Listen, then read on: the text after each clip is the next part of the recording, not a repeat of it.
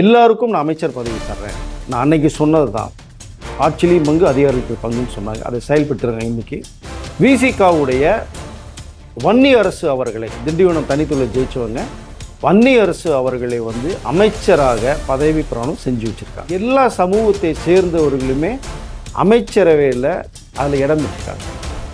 இதுதான் ஒரு சிறப்பாக இருக்குது. கிட்டத்தட்ட பார்த்தோன்னா 8 பட்டியல் என சமூகத்தை சேர்ந்தவர்கள் அமைச்சர்களாக இருக்காங்க. ஏன்னா நடக்காத ஒரு விஷயம் நடந்திருக்கு. ஸோ மற்ற அரசியல் கட்சிகளுமே இதை வியந்து பார்க்குறாங்க. என்ன இது, விஜய் அவர்களுடைய அரசியல் போக்கே வேறு மாதிரி இருக்குது, தலைகளாக திருப்பி போட்டிருக்காரு, நடக்காத ஒரு விஷயத்தை நடத்தி காமிச்சிருக்காரு.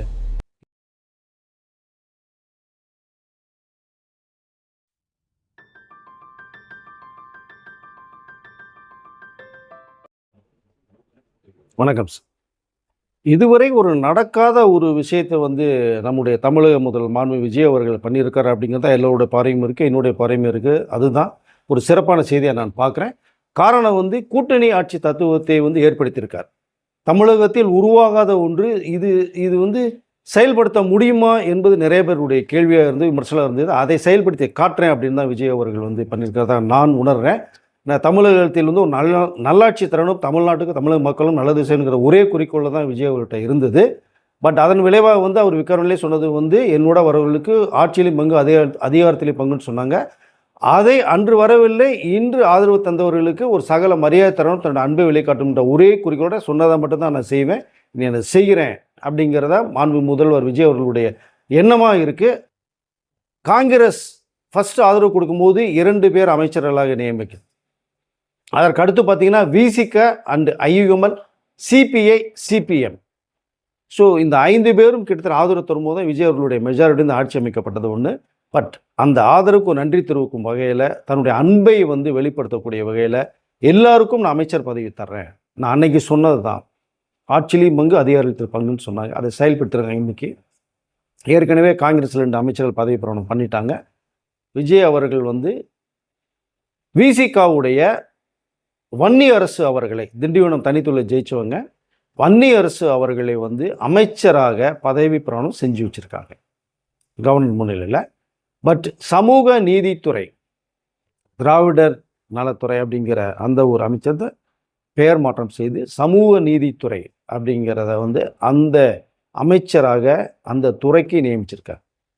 இது உண்மையில் சிறப்பாக பார்க்கப்படுது விசிக அவர்களுடைய தலைமையிலையும், தலைமை நிர்வாகிகள்கிட்டையும், தொண்டர்கள்ட்டையுமே. ஏன்னா பல வருட கனவு, இது கனவாகவே இருந்தது, செயல்படுத்தவே முடியல. திருமா அவர்களுடைய கொள்கையை பார்த்தீங்கன்னா தமிழ்நாட்டில் கூட்டணி ஆட்சி வேண்டும், ஆட்சியிலையும் அதிகாரத்தில் பங்கு வேணும்னு சொல்லி தான் 1999 ஆரம்பிக்கப்பட்ட விஷயம் இருக்குது. இத்தனை வருடங்களாக நடக்காத ஒன்று. மற்ற கூட்டணிக்குள்ளே இருப்பாங்க, ஜெயிப்பாங்க, சட்டசபைக்கு போவாங்க, சாயங்காலம் வீட்டுக்கு போயிடுவாங்க. இப்படி தான் இருந்தது.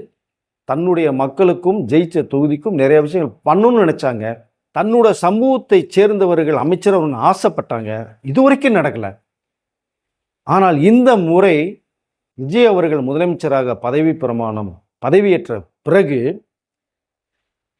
விசிக அவர்களை உங்களுக்கு அமைச்சர் பதவி கண்டிப்பாக ஒன்று சொல்லி கூப்பிட்டு அழைத்து இன்று அந்த பதவியை கொடுத்துருக்காரு. அப்படிங்கும்போது அவர்கள் சொல்கிறதுக்கே வார்த்தை வரலேன்றாங்க. அந்த அன்பை எப்படி வெளிக்காட்டுன்னு தெரியலன்றாங்க. ஆனந்த கண்ணீர் வடிக்கிறாங்க விசிகாவுடைய அத்தனை பேருமே. ஏன்னா நடக்காத ஒரு விஷயம் நடந்திருக்கு. ஸோ மற்ற அரசியல் கட்சிகளுமே இதை வியந்து பார்க்குறாங்க. என்ன இது, விஜய் அவர்களுடைய அரசியல் போக்கே வேறு மாதிரி இருக்குது, தலைகளாக திருப்பி போட்டிருக்காரு, நடக்காத ஒரு விஷயத்தை நடத்தி காமிச்சிருக்காரு, இதுவரைக்கும் யாருமே செய்யாத ஒன்று செஞ்சு காமிச்சிருக்காரு.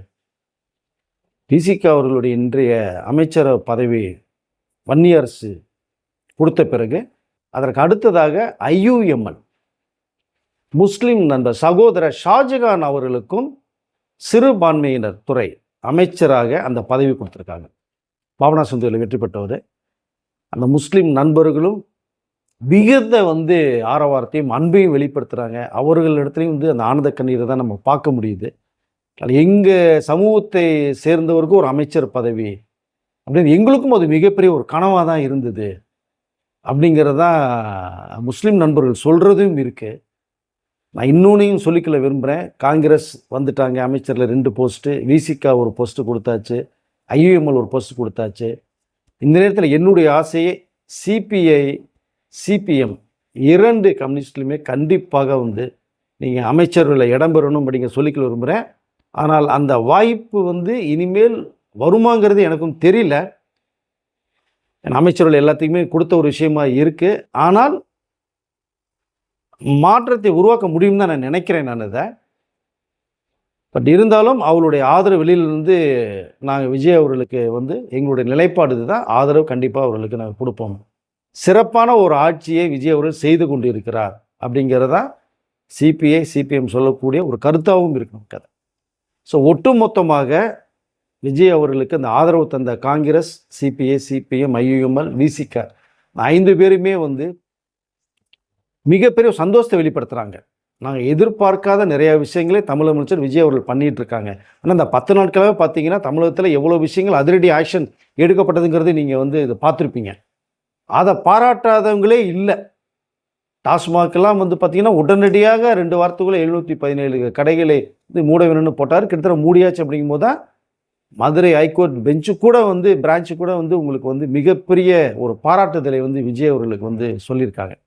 ஸோ தமிழக முதலமைச்சர் அவர்களுக்கு. ஸோ ஒட்டுமொத்தமாக இங்கு அசைக்க முடியாத ஒரு நபராக முதலமைச்சர் இருக்கார் அப்படிங்கிறது தான் சொல்லிக்கலாம் நான் விரும்புகிறேன். நான் அதை இதற்கு அடுத்து பார்த்தீங்கன்னா எல்லா சமூகத்தை சேர்ந்தவர்களுமே அமைச்சரவையில் அதில் இடம் பெற்றிருக்காங்க. இதுதான் ஒரு சிறப்பாக இருக்குது. கிட்டத்தட்ட பார்த்தோன்னா 8 பட்டியல் என சமூகத்தை சேர்ந்தவர்கள் அமைச்சர்களாக இருக்காங்க. ஏழை எளிய மக்கள், அரசியல் அனுபவம், பண வசதி அப்படிங்கிறதெல்லாம் தாண்டி எளிய மக்களோட மக்களாக இருந்தவர்கள், அவருடைய வலியை உணர்ந்தவர்கள், இவரால் தான் மக்களுக்கு நிறைய செய்ய முடியும் அப்படிங்கிற அந்த ஒரு எண்ணத்தோட விஜய் அவர்கள் வந்து 8 பட்டியலின மக்கள் சமூகத்தை அவர்கள் வந்து அமைச்சர் பதவி கொடுத்துருக்கார். அப்படின்னா இதுவும் இதற்கு முன்பாக நடந்த எந்த அரசியல் கட்சியிலையும் ஆட்சியிலையும் நடைபெறாத ஒரு விஷயமாக தான் பார்க்கப்படுது, பேசப்படுது. அந்த சமூகத்தை சேர்ந்தவர்கள் மிக பெருமையாக இருக்காங்க. ஏன்னா விஜய் அவர்கள் சொன்னதே பார்த்தோன்னா எல்லா பேருமே என்னுடைய மக்கள், எல்லார் வீட்லேயும் நான் இருக்கேன்னு சொன்னார். அதனால் அவருக்கு வந்து இந்த ஜாதி, மதம் இதில் வந்து இது உடன்பாடே கிடையாது. ஏன்னா இதற்கு முன்பாக பார்த்தீங்கன்னா தேர்தலுக்கு முன்பாக பக்ரீத் அந்த அந்த ஃபங்க்ஷன்லாம் வரும் பார்த்தீங்கன்னா அந்த நோன்பு கஞ்சி ரம்ஜானுக்கு குடிப்பாங்க.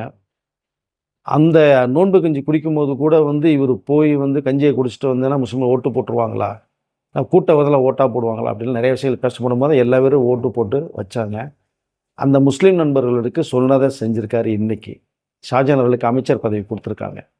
ஸோ எல்லா சமூகத்தை சேர்ந்தவர்களும் விஜய் அவர்களுடைய அரசில் உள்ளே இருக்காங்க. பட் இந்த கூட்டணி ஆட்சி தமிழகத்திற்கும் தமிழ்நாட்டு மக்களுக்கும் நிறைய நல்ல விஷயங்களை செய்ய போகுது. மிகப்பெரிய வளர்ச்சியை வந்து அடுத்த கட்டத்துக்கு கொண்டு போகுது அப்படிங்கிறத நான் சொல்லிக்கல விரும்புகிறேன். நான் அதை ஏன்னா இப்போ ஆதரவு கொடுத்தவர்கள் ஆட்சிக்குள்ளே வந்த உடனேயே விசிக அவர்களே வந்து கடுமையாக விமர்சனம் செய்யக்கூடிய ஒரு சம்பவம் இன்றைக்கி வந்து போய்கிட்டு இருக்கு. இதுதான் நிஜம் அப்படிங்கிறது வந்து அவர்கள் உணர்ந்து கொள்வார்கள் அப்படிங்கிறது தான் நாம் புரிஞ்சுக்க முடியுது. அதை கண்டிப்பாக அவர்களும் புரிஞ்சுக்குவாங்க. பதிலும் கொடுத்துருக்காங்க. ஏன்னா ஒரு இடத்துல இருக்கிற வரைக்கும் ஒரு விஷயம் இன்னொருத்து வந்ததுக்கு பிறகு அப்படிங்கும்போது வந்து அதை வந்து எப்படி பார்ப்பது அப்படிங்கிறத தெரியல நமக்கு அதை. பட் எல்லா விமர்சனங்களையும் தாண்டி வந்தவர்கள் தான் இவர்கள் எல்லா பேருமே. நம்ம விஜய் அவர்கள் கூட அவரை பண்ணாத விமர்சனங்களாக தாண்டி வந்து இன்றைக்கி தமிழக முதலமைச்சராக உட்காந்துருக்காங்க. இதே ஒரு பொருட்டாக வந்து விசிக்காத வந்து எதுவுமே எடுத்துக்கொள்ளாமல் உங்களுடைய வளர்ச்சி, தமிழ்நாடு வளர்ச்சிக்கு, ஏன்னா வன்னியரசன் சொன்னதே பார்த்தா என்னுடைய சமூகத்தை சொல்ல நிறைய பண்ணணும்னு சொல்லியிருக்காரு. அதை நீங்கள் பண்ணுங்கள், மேலும் மேலும் நீங்கள் வளர்ச்சி அடைங்க அப்படிங்கிறத நான் சொல்லிக்கொள்ள விரும்புகிறேன். தமிழக முதலமைச்சர் விஜய் அவர்களும் அந்த எண்ணத்தோடு தான் எல்லாருக்குமே அந்த அமைச்சர் பதவி கொடுத்துருக்காங்க. தயவுசெய்து எல்லாரும் புரிஞ்சுங்க. விமர்சனங்கள் வரதான் செய்யும், வரட்டும். அதை வந்து நம்ம எல்லாருமே கடந்து போயிட வேண்டியதுதான். பட் அதை எல்லா சமூகத்தை சேர்ந்துருன்னு சொல்கிறாங்க இல்லையா, அதில் பார்த்தா நிறைய பேருக்கு வந்து இளைஞர்களுக்கு வந்து வேட்பாளர் நிற்க வச்சு எம்எல்ஏ ஜெயிக்க வச்சு அமைச்சர் போஸ்ட்டு கொடுத்தா அது ரமேஷ் ரொம்ப முக்கியமான ஒருத்தராக இருக்கார். ஏன்னா அவருடைய கட்சி அலுவலகத்தில் அடித்து நொறுக்கி தோஷம் பண்ணது, தீ வச்சு கொளுத்துனது அப்படிங்கிற விஷயம் நீங்கள் பார்த்துருப்பீங்க. பட் ரொம்ப எளிமையான ஒரு மனிதர், ஏழ்மை குடும்பத்தில் வந்தவர், அறநிலையத்துறை போஸ்ட் கொடுத்துருக்காங்க, அமைச்சராக கொடுத்துருக்காங்க. இவ்வளோ பெரிய போஸ்ட் எப்படி அவருக்கு இருக்கும்போது தான் விஜய் அவர்கள் நான் எல்லாத்துக்கும் கொடுத்தா காரணத்தோடு தான் கொடுப்பேன் அப்படின்ற மாதிரி அவர் சொல்லப்பட்ட ஒரு விஷயம் இருக்குது. ஏன்னா எளிய மக்களை உணரக்கூடிய அந்த வழியில் உணரக்கூடிய அந்த ஏழ்மையான இவர்கள் இடத்துல தான் தெரிய வரும் அப்படிங்கிறது தான் அவர்களுடைய ஒரு எண்ணம். அதனால் மக்கள் இன்னும் நிறைய விஷயங்கள் நடக்க போகுது உங்களுக்கு. அதுக்கு அடுத்து பார்த்தீங்க அப்படின்னோம்னா, அதிமுகவில் முக்கியமாக இருந்த நபர் தனபால் ஐயா அவர்கள். ஜெயலலிதா அம்மை அவர்கள் ஆட்சி காலத்திலே வந்து சபாநாயகராக இருந்து எவ்வளோ வந்து ஒரு பெரிய இடத்துல இருந்தாருங்கிறது தெரியும். செல்வாக்கு மிகுந்தவருங்கிறது. அவருக்கு இப்பொழுது அதிமுக தலைமையிடத்தில் வந்து அவருக்கு வந்து இந்த இடங்கள் கொடுக்கல. ரொம்ப அவமானப்பட்டேன், அசிங்கப்பட்டேன் அப்படிங்கிற அளவில் அவர் இருக்கும்போது அவருடைய மகனுக்கு வந்து விஜய் அவர்கள் தாவேக்கால வந்து சீட்டு கொடுத்தாங்க. எம்எல்ஏ ஜெயிச்சார். இன்னைக்கு அமைச்சராகவும் அவருக்கு பதவி பிரமாணம் பண்ணி வச்சுருக்காங்க. அதை தனபால் அவர்கள் வந்து ஆனந்த கண்ணீரோட சொல்லி, என்னை அங்கே அவமானப்படுத்தி அசிங்கப்படுத்துகிறாங்க. என்னோட பையனை வந்து விஜய் அவர்கள் வந்து தூக்கி வச்சு அரவணைச்சு தட்டி கொடுத்து நீங்கள் அமைச்சராக்கியிருக்காங்க அப்படிங்கிறத அவர் பேசும்போதே கண்கள் அந்த ஆனந்த கண்ணீர் வந்தது. இன்றைக்கு அதிமுக வந்து பதவி ராஜினாமா பண்ணிட்டார் அவர்.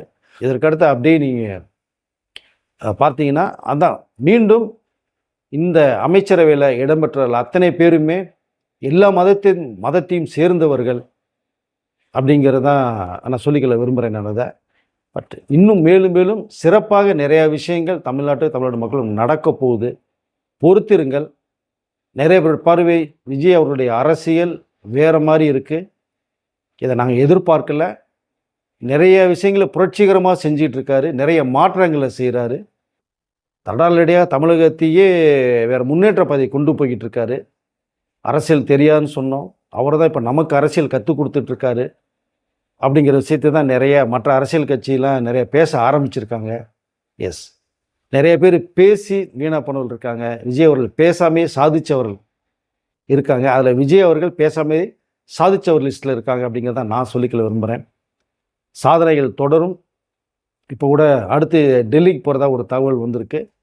அங்கே பிரதமர் மோடி அவர்கள், ராகுல் காந்தி அவர்கள், சோனியா காந்தி அவர்களை போய் சந்திக்க போகிறாங்க. அங்கே திருவள்ளூர் சிலை திறப்பு விழாவிற்காக அழைக்கப்பட்டிருக்கு. அங்கே விஜய் அவர்கள் போகிறதாகவும் இருக்காங்க. ஸோ அடுத்து டெல்லி பயணம். அதற்கடுத்து கண்டிப்பாக வெளிநாட்டு துறையிலிருந்து தமிழகத்திற்கு தொழில்துறையை கொண்டு வர்றதுக்கான அந்த பயணமும் வந்து மேற்கொள்ள ஒரு தகவலும் நமக்கு வந்திருக்கு. இதில் இன்னொரு விஷயம் வந்து என்னென்னா, விஜய் அவர்களை வந்து பி டீம் அப்படிங்கிற அளவுக்கு நிறைய பேர் பேசின விஷயத்தை நம்ம பார்க்க முடிஞ்சது. இன்றைக்கு தமிழகத்தில் கூட்டணி ஆட்சி உருவாக்கியிருக்காரு. 8 பட்டியலின சமூகத்தை சேர்ந்தவர்களுக்கு வந்து அமைச்சராக வாய்ப்பை கொடுத்துருக்காங்க. இது இனிமேல் யார் இந்த பி டீம் சி டீம் அப்படிலாம் பேச மாட்டாங்கன்னு நினைக்கிறேன்.